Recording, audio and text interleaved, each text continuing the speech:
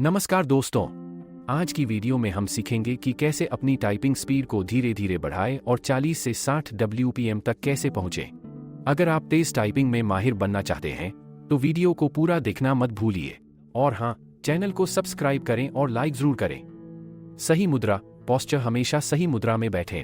आपकी पीठ सीधी और कंधे आराम की स्थिति में होने चाहिए। कीबोर्ड पर पकड़ अपनी उंगलियों को सही होम रो पोजीशन पर रखें। S, D, F बाईं तरफ और J, K, L दाईं तरफ। बार बार प्रैक्टिस करें।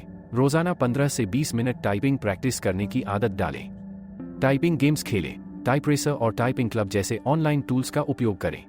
छोटी छोटी गलतियों को सुधारें। टाइपिंग करते समय अपनी स्पेलिंग और फिंगर मूवमेंट पर ध्यान दें। समय सीमा निर्धारित करें। उदाहरण के लिए, एक पैराग्राफ को 2 मिनट में टाइप करने का लक्ष्य रखें। टेक्स्ट की विविधता, केवल सामान्य शब्द नहीं बल्कि कोडिंग, लेख और विभिन्न भाषाओं को टाइप करने की कोशिश करें।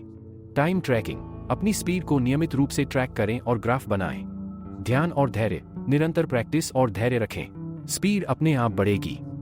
अगर आपको यह वीडियो पसंद आई हो तो लाइक का बटन दबाएं, अपने दोस्तों के साथ शेयर करें और चैनल को सब्सक्राइब करें।